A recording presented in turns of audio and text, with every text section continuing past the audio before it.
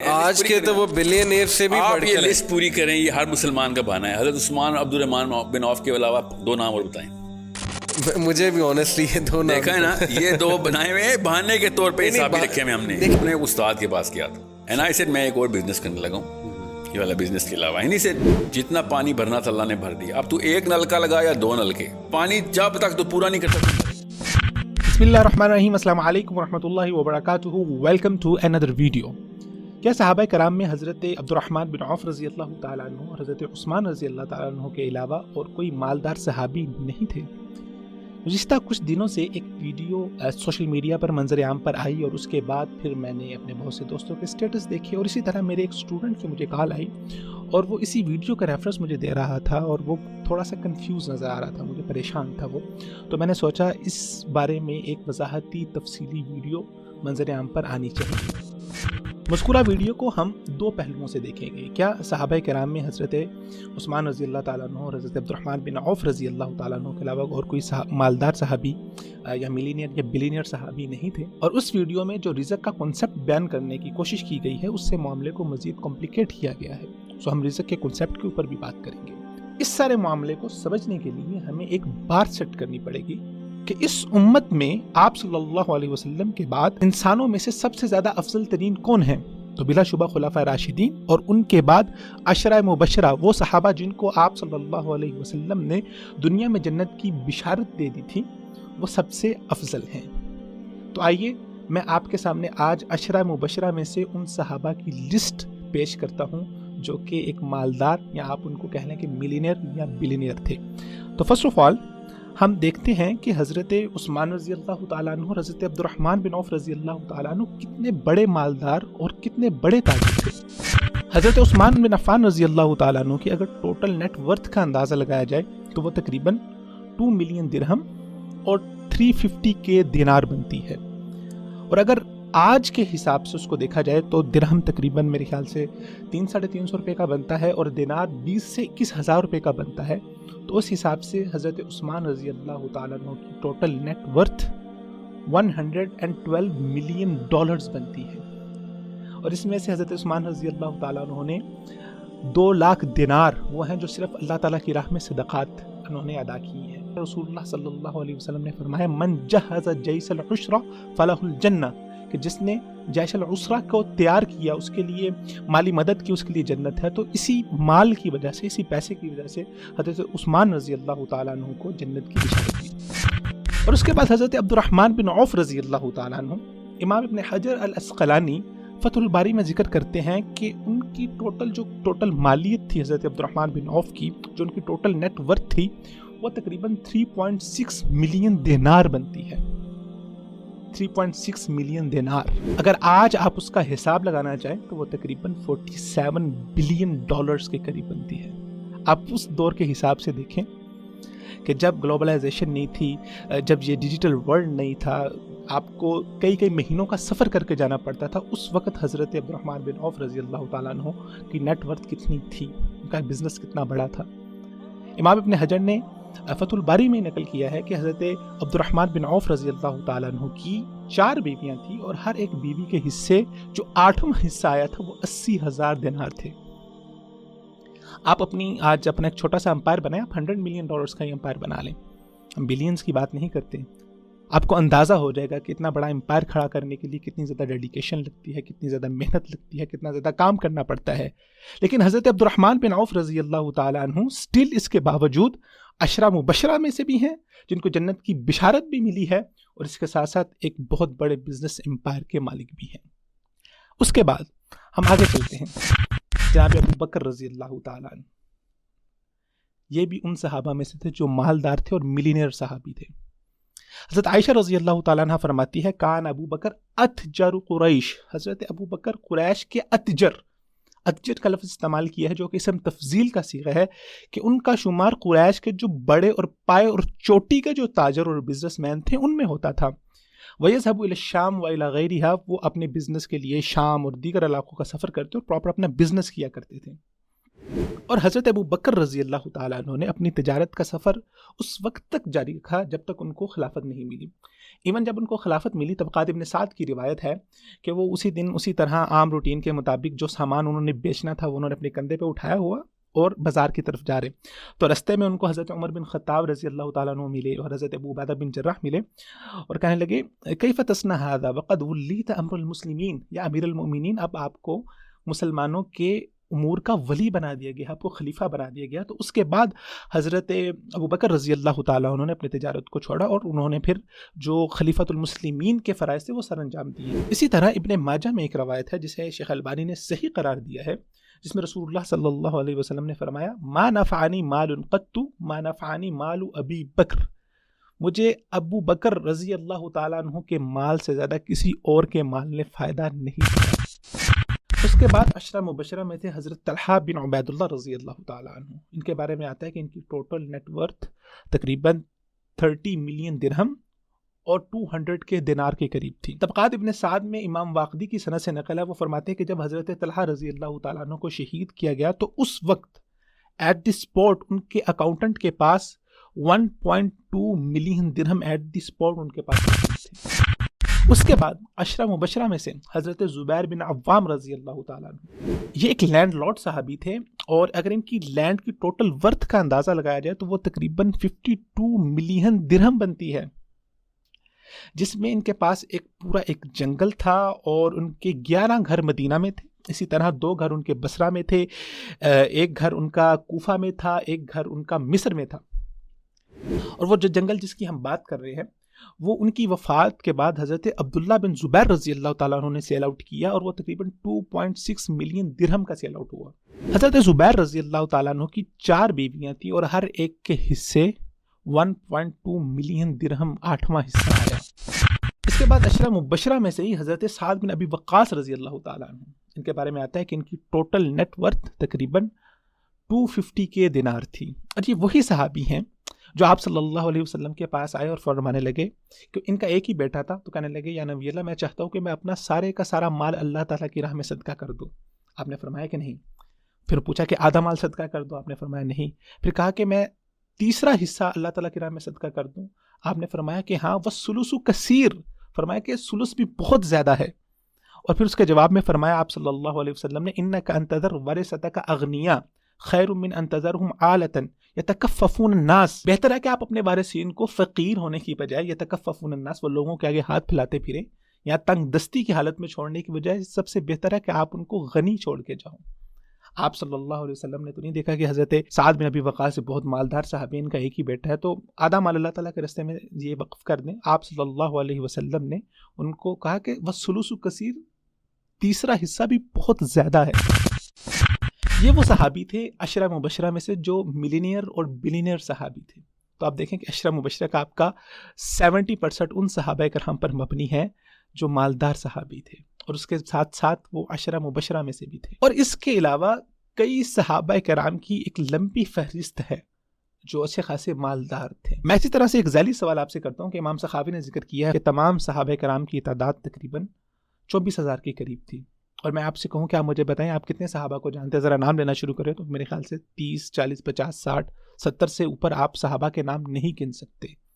یہ وہ صحابہ ہے جن کا ذکر ہمیں احادیث میں ملتا ہے. باقی صحابہ کہاں پر ہے؟ وہ کدھر ہے؟ وہ کون تھے؟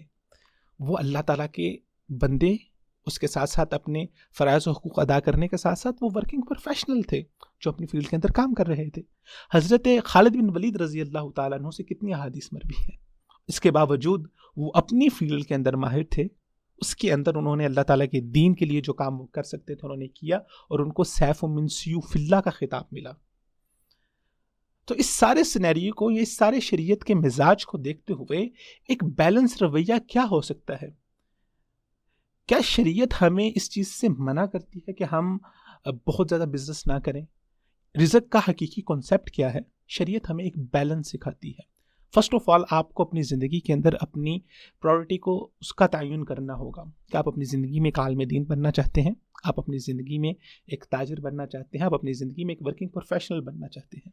اگر تو آپ ایک عالم دین بننا چاہتے ہیں، آپ دین کی خدمت کرنا چاہتے ہیں، آپ ایک داعی بننا چاہتے ہیں، دین آپ مال اور ان سب چیزوں سے سیکریفائز کریں گے. حضرت ابو ہریرہ رضی اللہ تعالیٰ عنہ، حضرت علی رضی اللہ تعالیٰ عنہ، دیگر صحابہ کرام، انہوں نے اپنے لیے علم کا رستہ چنا. اور نو ڈاؤٹ جو علم کے رستے کو چنتا ہے وہ سب سے بہتر ہے، وہ سب سے افضل ہے. قیامت والے دن اللہ تعالیٰ کے ہاں اس کا بہت اعلیٰ مقام ہوگا. لیکن اس کا مطلب یہ نہیں ہے کہ معاشرے کے سب لوگ دنیا داری کو چھوڑ دیں، بزنس کو چھوڑ دیں اور صرف ایک ہی راہ کو اختیار کر لیں. اگر کوئی ایک ایسا معاشرہ ہوگا جس میں سب لوگ دنیا داری کو چھوڑ دیں گے، وہ ایک اسلامی معاشرہ نہیں ہو سکتا. ایک اچھا اسلامی معاشرہ وہ ہوگا جس میں علماء دین بھی ہوں گے، جس میں داعی بھی ہوں گے. ہمیں اپنے اسلامی معاشرے کے لیے تاجر صدوق چاہیے. ہمیں ایسے لوگ چاہیے جو تجارت کریں اور بہت زیادہ تجارت کریں. اس بات کا حکم ہمیں کہاں سے ملتا ہے؟ اللہ تعالیٰ قرآن مجید میں فرماتے ہیں وَأَعِدُّوا لَهُم مَّا اسْتَطَعْتُم مِّن قُوَّةٍ وَمِن رِّبَاطِ الْخَيْلِ، کہ ان کے لیے قوت کو تیار کرو. قوت دفاعی لحاظ سے بھی ہے اور قوت مالی لحاظ سے بھی ہے. آپ دفاعی لحاظ سے بھی اس وقت مضبوط ہوں گے جب آپ مالی لحاظ سے مضبوط ہوں گے. آپ صلی اللہ علیہ وسلم نے حضرت عثمان رضی اللہ تعالیٰ عنہ کو جو جنت کی بشارت دی وہ کس بنیاد پر دی؟ فرمایا کہ من جہز جیش العسرہ. اسی طرح آپ صلی اللہ علیہ وسلم نے کئی غزوات کے موقع کے اوپر صحابہ کرام سے فرمایا کہ آپ اپنے مال کو لے کے آئیے، اپنے مال کو اللہ تعالیٰ کے راستے میں پیش کیجیے. اگر آپ کے پاس مالی قوت نہیں ہوگی تو آپ کس طرح سے اپنا دفاع کر پائیں گے؟ ایک اچھے معاشرے کے لیے، ایک اچھے اسلامی معاشرے کے لیے ہمیں تاجر الصدوق چاہیے، ہمیں اچھے بڑے بزنس مین چاہیے جو شریعت کے بتائے ہوئے طریقہ کار، میتھڈ، رولز اینڈ ریگولیشن کے مطابق بزنس کریں. شریعت ہمیں ایک بیلنس سکھاتی ہے. آپ اپنی زندگی کے اندر ایک پرائورٹی طے کرتے ہیں کہ میں نے اپنی زندگی میں ایک عالم بننا ہے، میں نے ایک تاجر بننا ہے.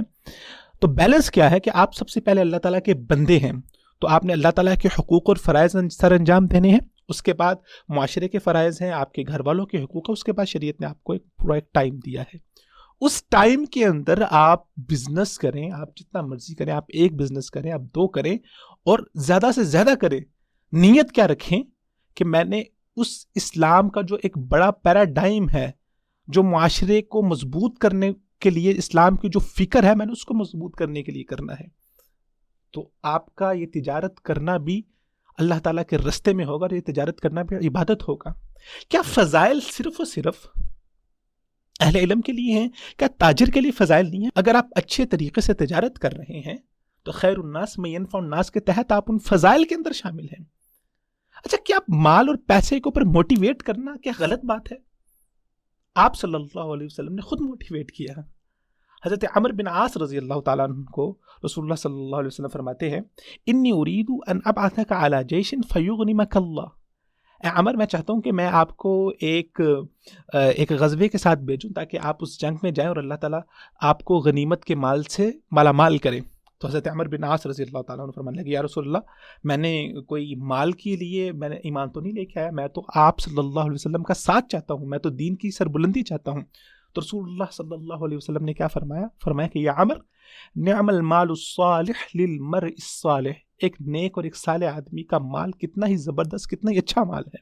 امام بخاری نے اس روایت کو ادب المفرد کے اندر نقل کیا ہے اور شیخ البانی نے اس روایت کو صحیح قرار دیا ہے. چلیے آئیے اب ہم جو رزق کا کنسیپٹ انہوں نے پیش کیا ہے اور اس پورے کنسیپٹ کے اوپر انہوں نے یہ بیس باندھی، ہم اس کنسیپٹ کو بھی دیکھ لیتے ہیں کہ رزق کا کنسیپٹ کیا ہے. رزق کسے کہتے ہیں؟ رزق صرف مال کی شکل میں نہیں ہے، ہدایت بھی ایک رزق ہے، اچھی صحت بھی ایک رزق ہے.